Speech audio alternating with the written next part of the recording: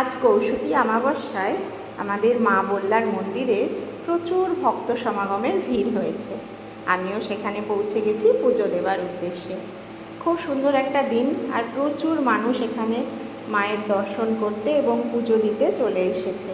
তো দেখো লাইন, কোন দিক থেকে যে লাইন শুরু হয়েছে আর কোন দিক থেকে শেষ কিছুই বুঝতে পারছিলাম না। আমি এবং আমাদের আরও একজন স্যার ম্যাডাম, আমরা তিনজন মিলে পৌঁছে গেছি।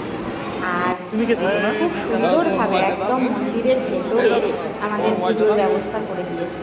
মায়ের নতুন গয়না, গলার হারটা এত সুন্দর, আর প্রচুর আয়োজন চলছে এখানে মায়ের ভোগের জন্য, মায়ের আরতির জন্য।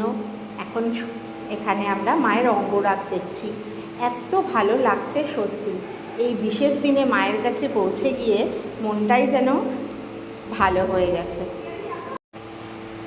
মাকে এত সুন্দর দেখতে লাগছিল যে মনে হচ্ছিল না ওখান থেকে ফিরে আসি। মায়ের কাছে গিয়ে দর্শন করে মায়ের পুজো দিয়ে খুব সুন্দর করে আজকের দিনটা আমার কাটলো।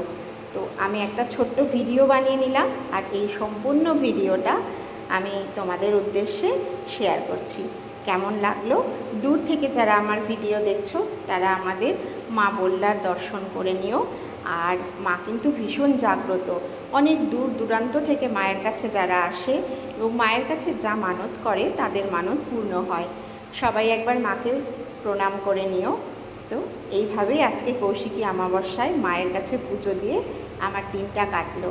খুব ভালো একটা দিন, খুব মন ভরে মাকে দেখেছি, মায়ের কাছে গেছি। যা মা সবাইকে সুস্থ রাখবে, ভালো রাখবে, এই আশা করছি। আমার এই ব্লগটা তোমাদের কেমন লাগলো অবশ্যই একটা কমেন্ট করে জানিও। আর সবার জন্য প্রার্থনা করেছি, মা যেন সবাইকে সুস্থ রাখে, সবাইকে শক্তি দেয়, সময়ের সাথে চারিদিকের পরিস্থিতির সাথে যুদ্ধ করার মতন মানসিকতা গড়ে তুলতে পারি। আমরা যেন সুস্থ থাকি, ভালো থাকি, এই কামনা করছি। তো আজকের মতন এতটুকুই। মায়ের দর্শন করে সবাই সবার দিনটাকে ভালো করো। তো কেমন লাগলো অবশ্যই তোমরা একটা কমেন্ট করে জানিও। আর কয়েকটা ছবি দিয়ে দিচ্ছি আমাদের, এই যে মায়ের কাছে গিয়ে আর কি প্রার্থনা করব, মন ভরে পুজো দিয়ে দিনটা ভালো করে নিলাম। ধন্যবাদ সবাইকে আমার ভিডিও দেখার জন্য, আমার সঙ্গে থাকার জন্য।